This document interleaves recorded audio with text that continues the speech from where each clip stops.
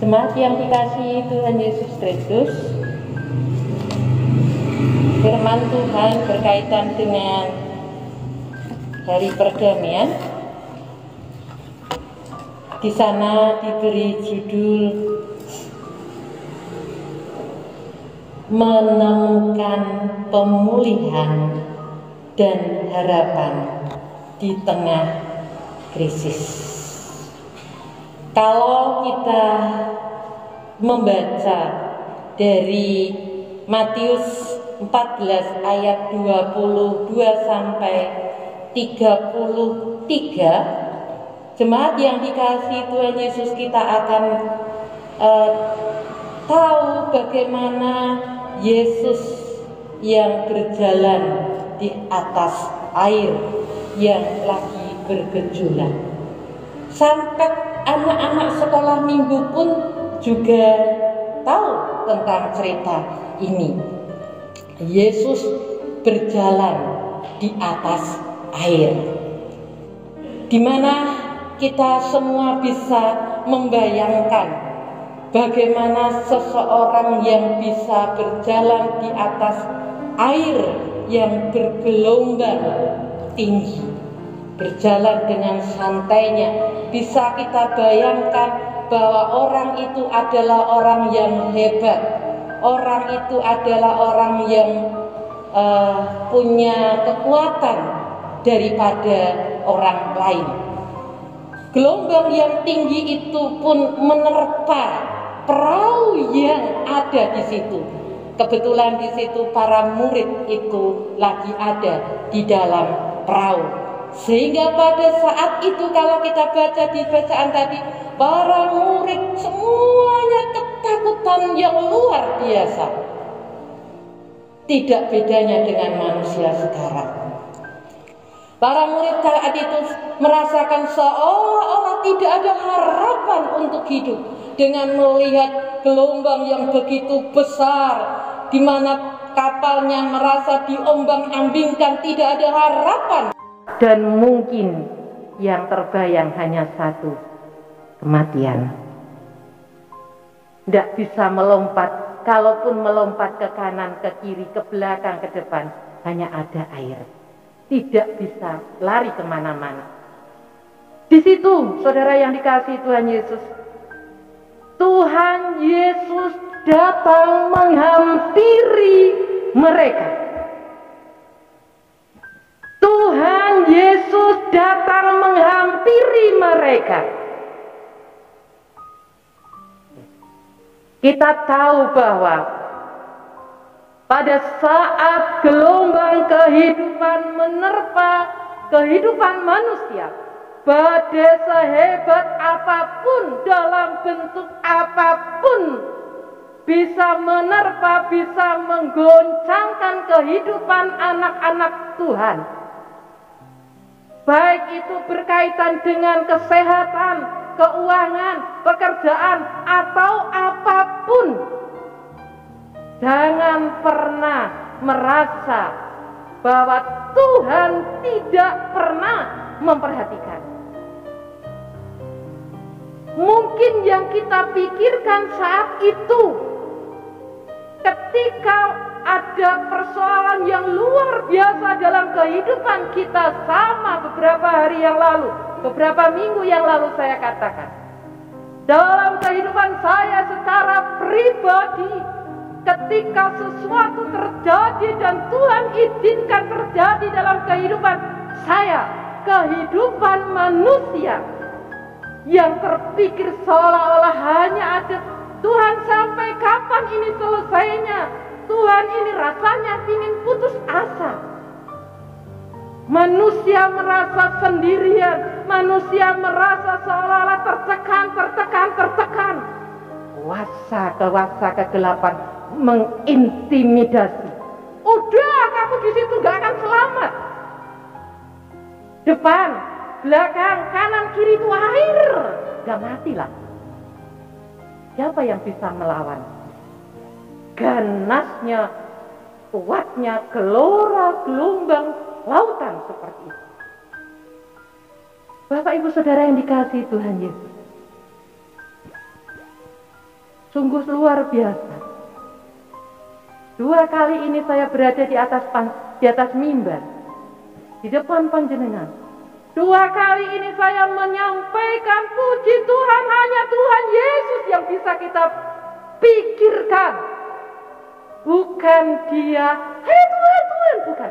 Tapi di sana dikatakan ketika gelombang menggelora yang menerpa kapal itu, Tuhan datang menghampiri. Tuhan datang menyapa. Tuhan datang mendekati. Karena apa? Karena dia tahu anak-anaknya gak mampu. Bapak Ibu Saudara yang dikasihi Tuhan Yesus Kristus, kehidupan sekarang kehidupan yang belum 100% sama seperti dulu. Beberapa kali saya pergi ke Surabaya. Jujur, saya selalu pilih bis patas. Saya belum pernah berani untuk milih bis yang tidak patas. Kalau dulu-dulu pernah saya sering lebih murah bis biasa aja, toh waktunya juga sama-sama tekan Pati gitu, atau sama-sama tekan Surabaya gitu.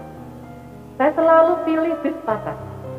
Dan beberapa kali saya berangkat pulang bis patas yang gedenya kayak gitu, penumpangnya tidak lebih dari 10.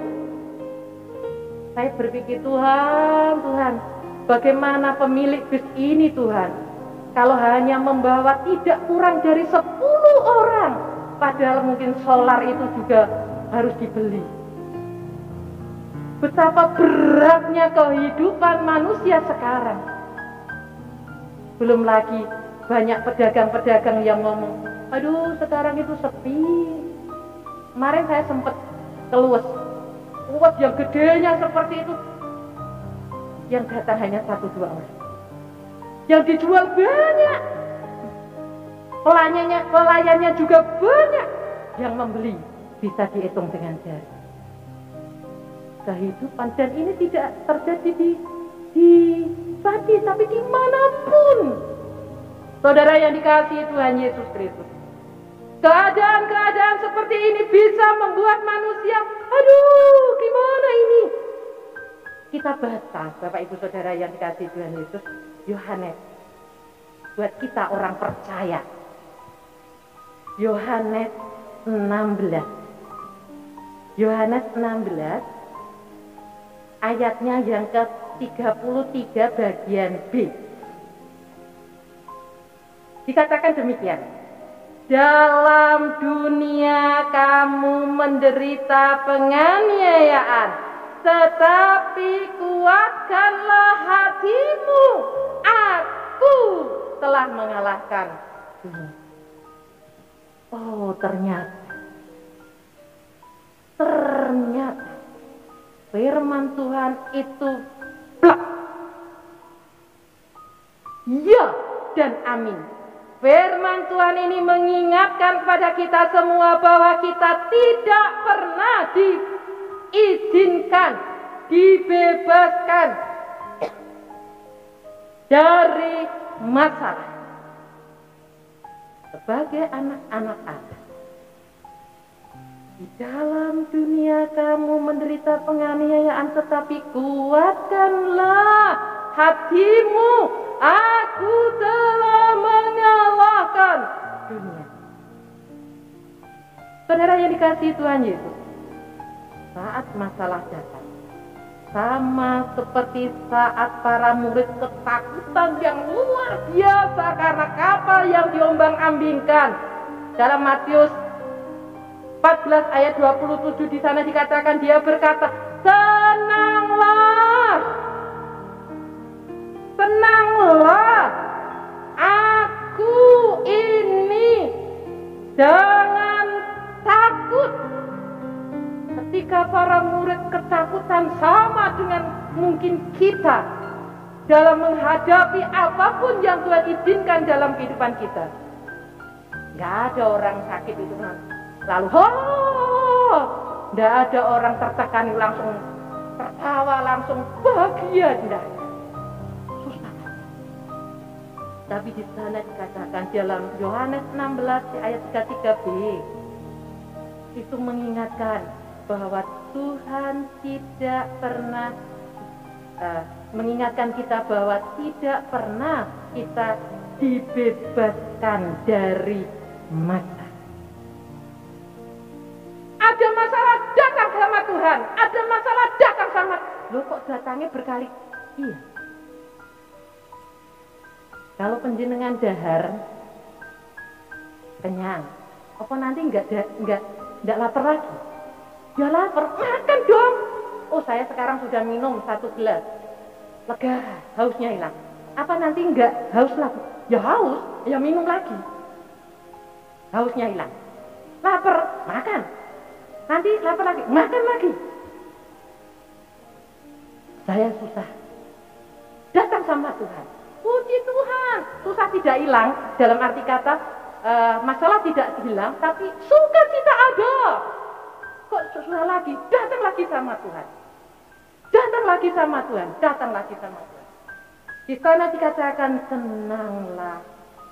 Aku ini. Jangan takut. Tuhan Yesus mengulurkan tangannya, menolong semua orang dalam kapal, sehingga semuanya selamat. Saudara yang dikasihi Tuhan Yesus, saat masalah datang yang luar biasa, datanglah kepada Tuhan. Serahkanlah. Dia mengulur tangannya. Petrus katakan, Tuhan, tolonglah aku.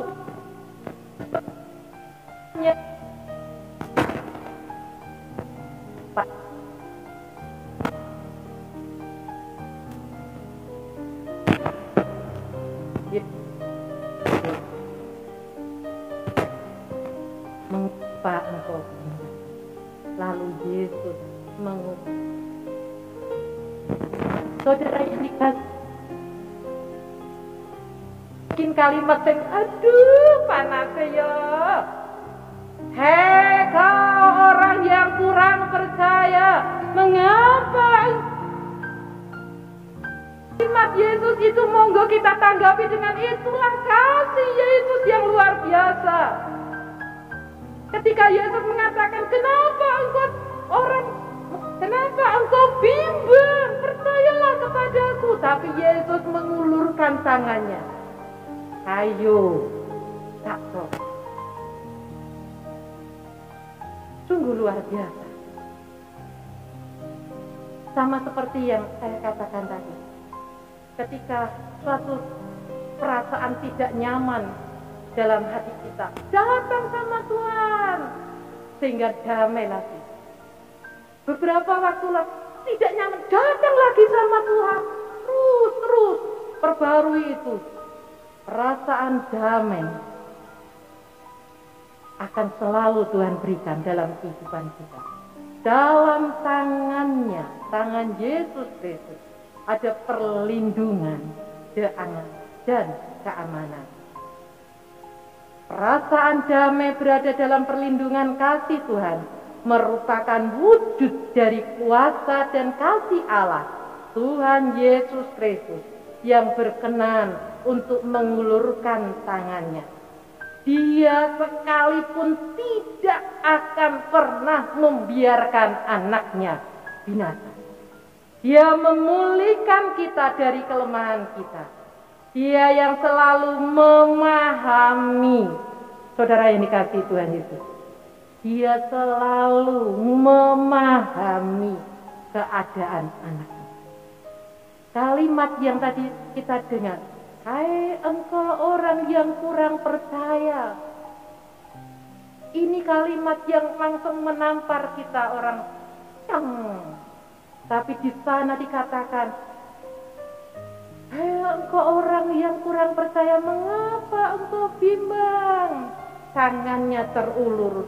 Tuhan, tidak ada kata-kata yang bisa terucap dari mulut. Hanya menangis, hanya berserah. Inilah aku Tuhan, tanpa engkau aku tidak kuat. Tanpa engkau aku tidak merasa nyaman. Dia memulihkan kita dalam kelemahan. Dia selalu hadir dan bersama-sama dengan anak-anaknya.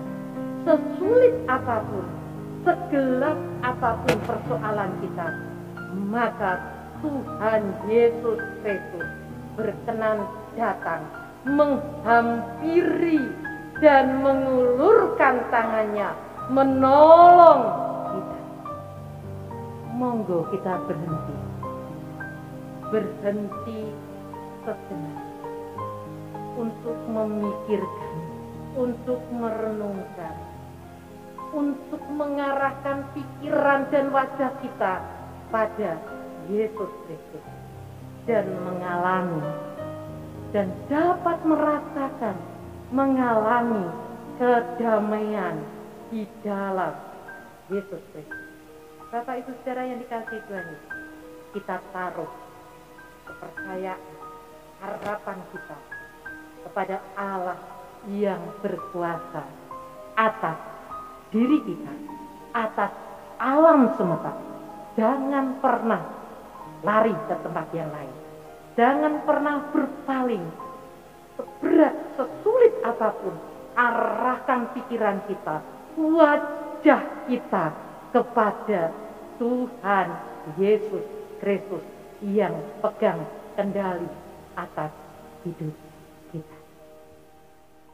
Amin.